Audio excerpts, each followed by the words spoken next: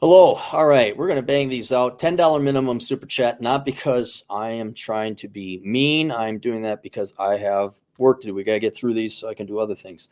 Hey, a-hole, I've been working as a union mechanic for 2 years with the city. Sometimes I'll run a shift when my supervisor isn't there, temporary supervisor. A lot of my coworkers and supervisors told me I should apply to become a permanent supervisor, but in order to become one, I must quit my job and work for the city nearby. Which is bigger. Is it worth it even though I make $15,000 as a supervisor? Also, if I do leave and the thing doesn't work out, I'm fired, I won't be able to get my old job back and retain my seniority. Since I have been here 2 years, I got 13 guys under me. In the next 5 years could move up faster once these boomers start retiring. I said, it was a little confusing. I said,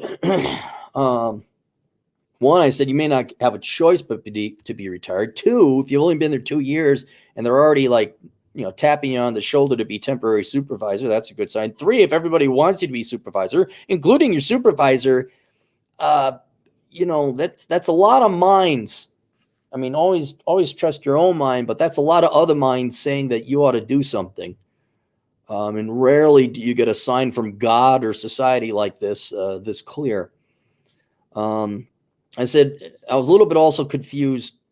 What do you make as a normal guy? Like, what do you mean you make $15,000 as a supervisor? You said, as a normal mechanic, I make $96,000 a year.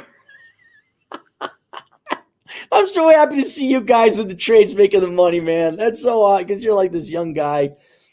You guys go and keep kicking ass, man. That's great to see that. And as a supervisor, it's 105. So that's like a $9,000 bump in pay.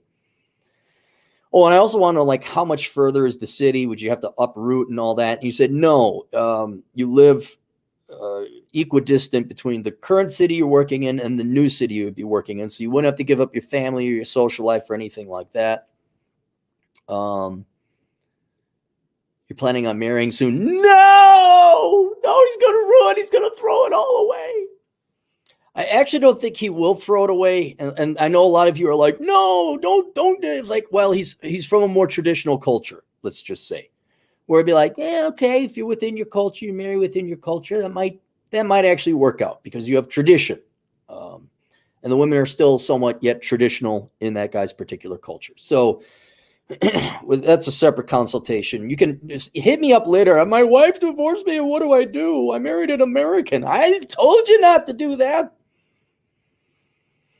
I wouldn't have to leave my current social life. I plan on buying a house near that area. Could give it a response. All right. Here's what it is. Sometimes you got to listen to what the world is telling you and not what you think. And I understand your concerns that you could always get fired, but nothing ventured, nothing gained. And before you buy a house and before you get married, you got to find out if you're going to be able to keep this job, if it's going to be stable. And if there's a time to take a risk or a chance, it's when you're young. You have a very agreeable living situation. We'll just put it that way. You have very little risk, and you have no child. And it's more math and exponential. Like if your trajectory is this when you're whatever you are, 2023, okay, you're going to end up 20 years later over here at 43. But if you bump up your trajectory like this, you take this promotion early, and it pays off. You're going to be making your life a lot better. And so, I didn't think I'd be a ballroom dance instructor.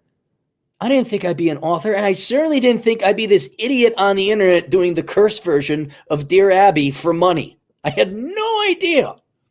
But I took that gamble and the risk. And this doesn't seem that big of a gamble or a risk. And society told me, we want you to be a ballroom dance instructor. We want you to write through them paying me. Sounds like everyone from your I hate to use the word underlings, the men you supervise, and your supervisor. I think you should go for it, man. I think you should. I don't think there's that much of a bit. You're already doing acting supervisor. You're already doing the work. You know how to do the underlying work. If anything, I'd be worried more about the politics, not whether you're competent for the job. Because if you were competent, your regular supervisor wouldn't be saying, hey, you should go apply for this. And you got all it's like in the military, like your commanding officer wants to promote you. Your soldiers, the men that follow you would follow you they promote you. It doesn't get any clearer than this. And you can ultimately do what you want, but I say you should take the promotion because you have something that they like, especially given you're so young. You've only been on the job for 2 years. So I think maybe this is your cup of tea. Then, and this is all before you get married or have kids or buy your own place, you'll know within like 6 months whether this is stable and whether, or, oh man, I better apply for another job. This isn't how I thought it would be. And it's better you find that out now than when you got, one kid and one in the oven, a mortgage, and wifey poo needs money as well. So I say go for the promotion. All right. Hey, holy cow. How do we have super chats on this one? Robert Flores, 10 generous dollars. I refused every promotion offered. It was an 8% raises, typically not worth it to be responsible for other people's work. I can see for only an 8% raise, and this isn't that big of a raise. I think it's also an 8% raise for this guy. I'm thinking he's on the managerial track. I think he's on the leadership track. He seems to have what's it. A 2-year-old kid, a 20-something-year-old kid with 2 years experience, and everyone, it just seems, I've never seen an opportunity. No one ever said, Aaron, everyone ever said, Aaron, do X. That's never happened. No one in the world ever said, everyone said, Aaron, you got to go do X. This is pretty clear. Black Rogue, just for $25, he doesn't have anything to say. Thank you very much. I'd like to say that's Poke Bowl, but there ain't no Poke Bowl in Rapid City, unfortunately. But thank you for the generous donation. That will all go to cabinetry.